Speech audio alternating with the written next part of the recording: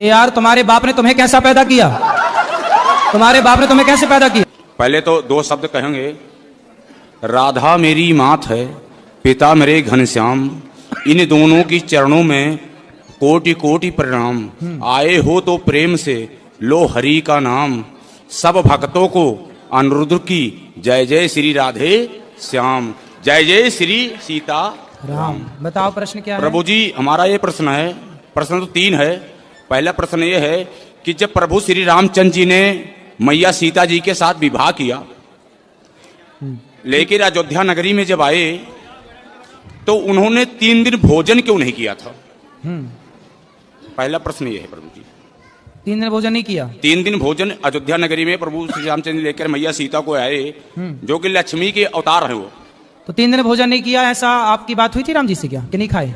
कई जगह से मैं सुना। अच्छा सुना है, मतलब आपने देखा नहीं? देखे तो नहीं, लेकिन जैसे कहते हैं साधु संत महात्मा इन्हीं के बीच में सुना। ऐसा है? हाँ जी। जो बात आप कह रहे हैं बात ठीक है, पर वो राम जी के लिए नहीं है, लक्ष्मण जी के लिए है। हाँ जी।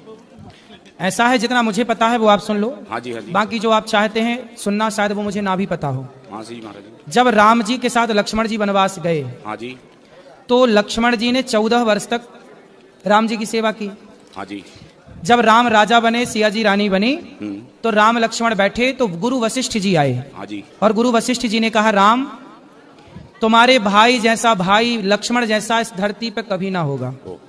लक्ष्मण जी ने 14 साल पत्नी का स्पर्श नहीं किया।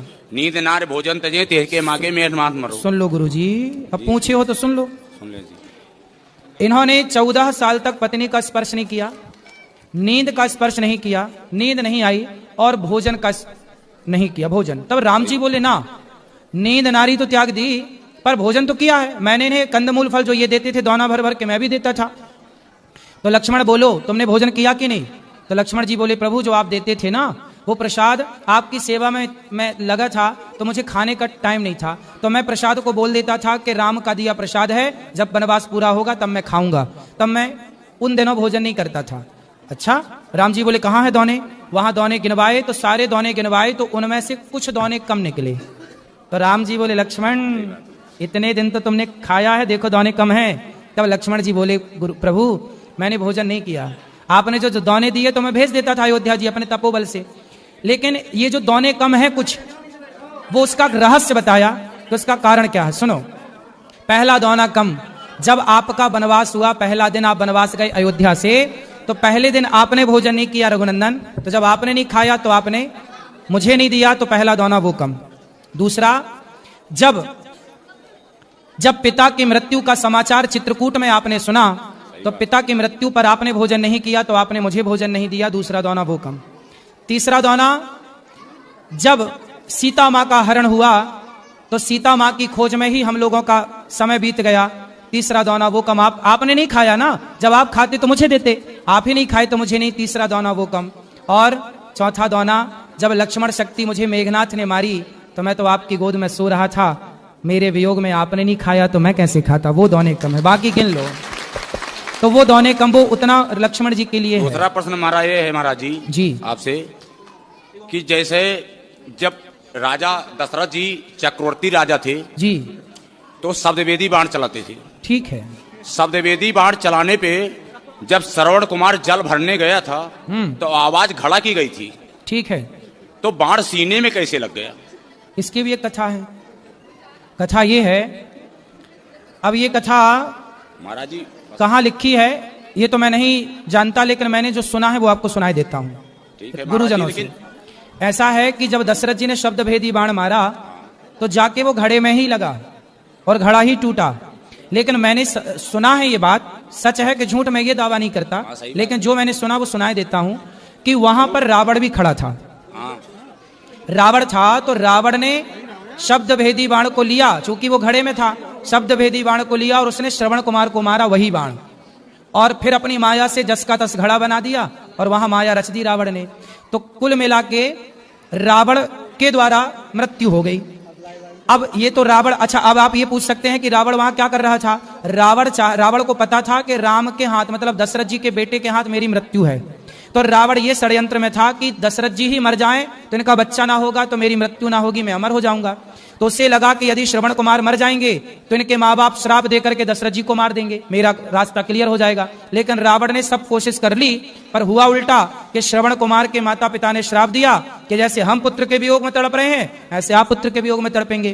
तो वहां पर यह बात है, वहां रावण भी मौजूद था।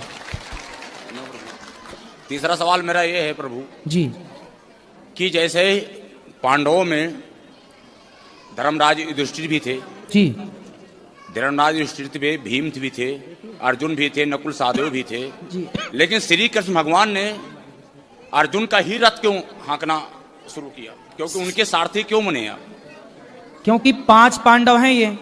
हाँ जी, 5 पांडव हैं, ये 5 नहीं 6 हैं। लेकिन इनमें से कर्ण सहित कर्ण को अभी अलग ही रखो।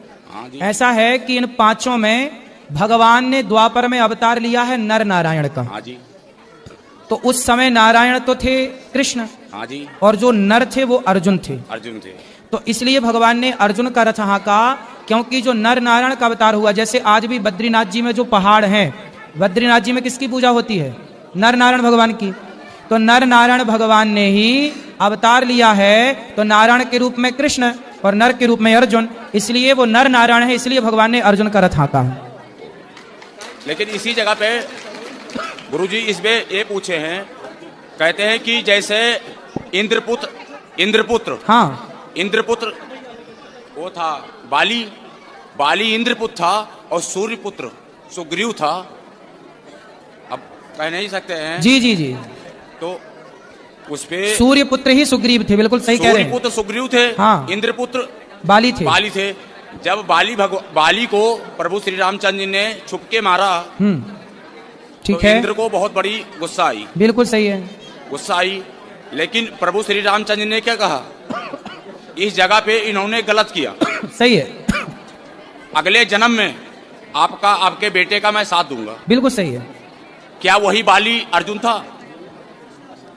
जो अर्जुन है वह इंद्रपुत्र ही है, इंद्रपुत्र ही है, बिल्कुल। वही बाली है, वही सुग्रीव नहीं, बाली तो हाँ, बाली वही है, लेकिन वो बाली और ये सुग्रीव में, अर्जुन में थोड़ा सा भेद है। बात ठीक कह रहे हैं, कथा आपकी ठीक है, आप ये बात भी कही जाती है, बात सही कह रहे हैं आप, लेकिन तत्व की दृष्टि में थोड़ा भेद हो जाएगा, क्योंकि यहाँ नर नारायण जुड़ जाता है ना।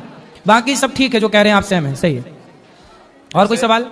माता कौशल्या जी, जब भगवान रामचंद्र जी का जब वनवास हुआ जी, तो कहते हैं कि माता कौशल्या को सबसे बड़ा, माता कौशल्या को हर कोई मानता है कि गलत, लेकिन भगवान रामचंद्र जी ने माता कौशल्या को जब वनवास से वापस आए तो पहले मैया कौशल्या को ही पूछा था, कैकेयी को।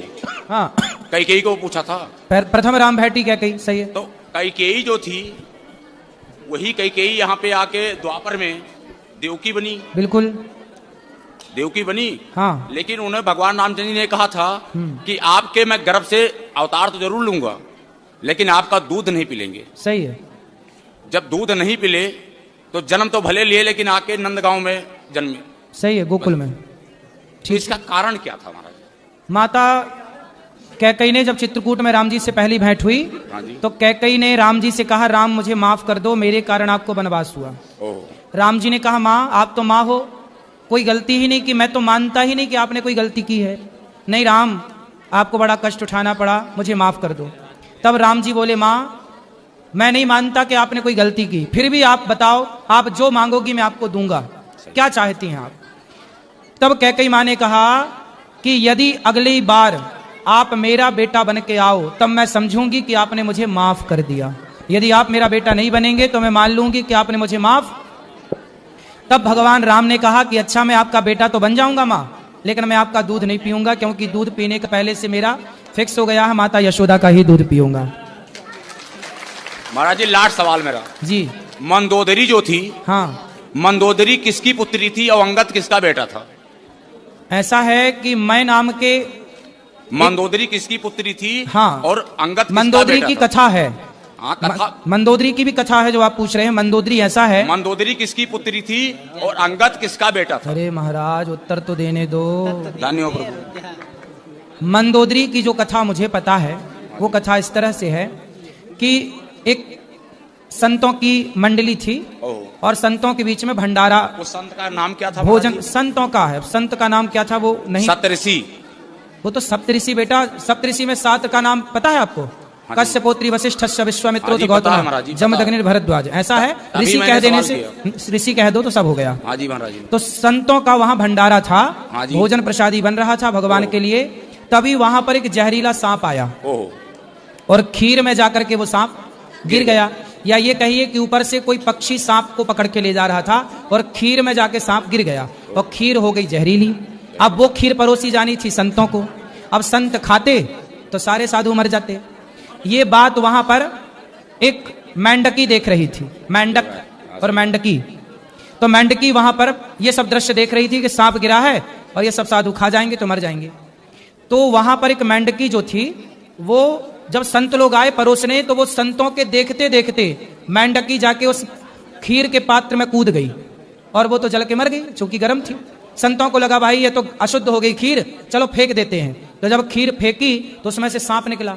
तब संतों को लगा अच्छा ये मेंढकी मरी नहीं है, हम सबकी रक्षा के लिए उसने आत्मसमर्पण कर दिया, आत्मदाह कर दिया। तब संतों ने कहा, अपने तपोबल से उन्हें जीवित किया, अपने तपोबल से उन्हें जीवित किया और कहा कि आज से तुम कन्या के रूप में रहो, हमारी बेटी के रूप में रहो।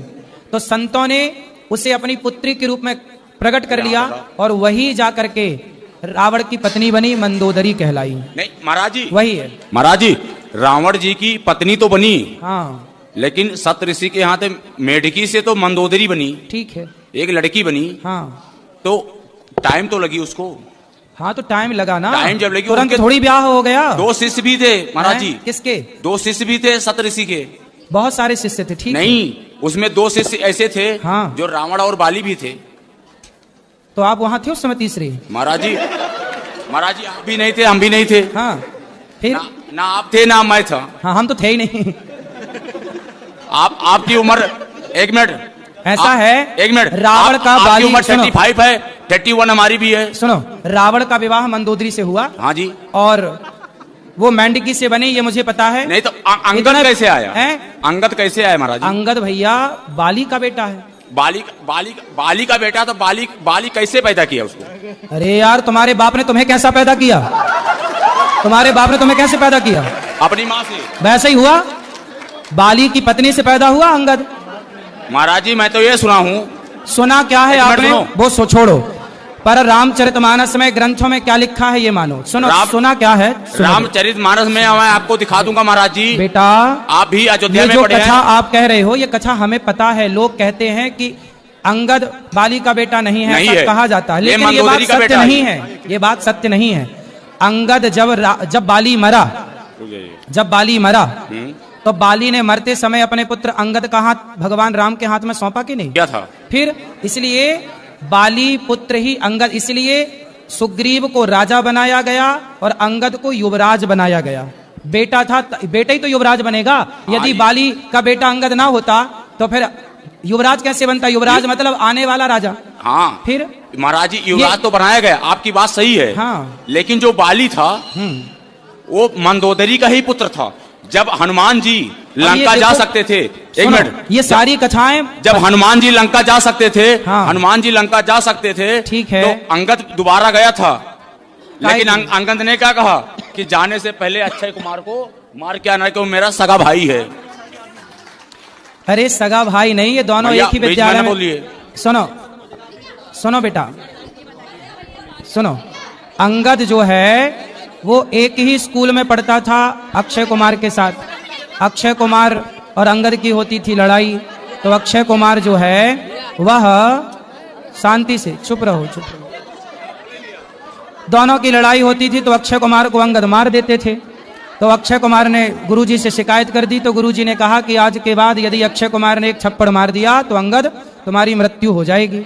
इसलिए अक्षय कुमार से अंगद दूर रहने लगे थे। भाई भाई नहीं थे भाई। ये देखो समाज में भ्रांतियां हैं अंगद को लेकर, पर वो अंगद बाली का ही